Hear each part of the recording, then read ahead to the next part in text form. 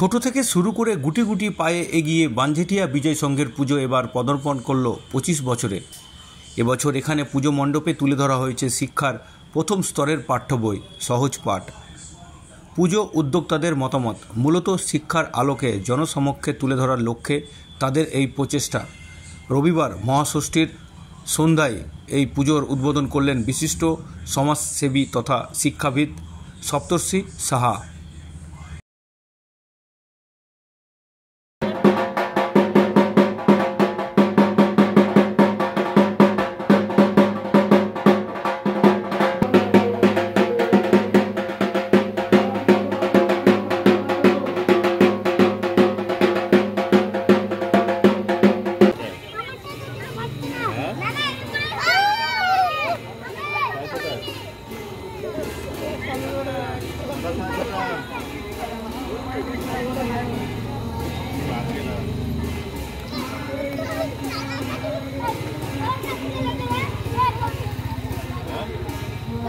আমাদের পুজো এবছর 25তম বর্ষে পড়ল।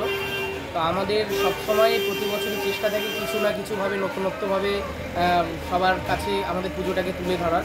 আমরা খুব ছোট থেকে শুরু করেছিলাম, সেটাকে আস্তে আস্তে চেষ্টা করছি বড় করার। তো এবছর আমরা ভেবেছি সহজ পাঠ, যেটা শিক্ষার মাধ্যমে আমরা সবার হাত ধরে চেষ্টা করেছি যে শিক্ষার আলোটাকে সবার মাধ্যমে কাছে পৌঁছে দেওয়ার জন্য, সমাজ মাধ্যমে, যে কারণে যেটার হাত ধরে আমাদের শিক্ষা শুরু সহজ পাঠ মাধ্যমে, সেই সহজ পাঠের হাত ধরে আমাদের চলা। ভবিষ্যতে গিয়ে আরও সুদূর প্রসারী আমরা যেখানেই যাই না কেন, আমাদের শুরুটা সহজ পাঠ থেকেই হয়।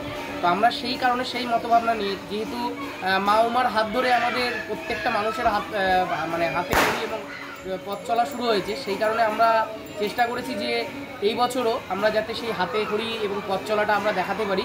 এই কারণে আমাদের এই ভাবনা যে আমরা সহজ পাঠ দিয়ে শুরু করেছি এবং আশা করছি আগামী দিনে সবার সহযোগিতা যদি এভাবেই পাই তাহলে আরও ভালো কিছু উপহার দিতে পারবে সবাই।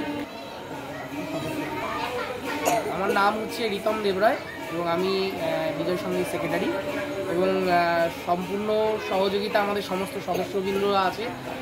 তাদের সহযোগিতা ছাড়া এই মুহূর্তে এত সুন্দরভাবে পরিচালনা করা সম্ভব হতো না, যে কারণে সবাইকে আমি আন্তরিকভাবে সহযোগিতার জন্য ধন্যবাদ জানাচ্ছি। এবং আমাদের যারা অধিবাসী বৃন্দ আছেন তাদের, এবং আমাদের মাননীয় মুখ্যমন্ত্রী মমতা ব্যানার্জি মহাশয়কে, যিনি আন্তরিকভাবে আমাদের সাহায্যের হাত বাড়িয়ে দিয়েছেন, এবং অবশ্যই দাদা সপ্তর্ষি সাহা মহাশয়কে, যার সাহায্য ছাড়া বা যার অনুপ্রেরণা ছাড়া হয়তো আমরা এভাবে এতটা সুন্দরভাবে করে উঠতে পারতাম না।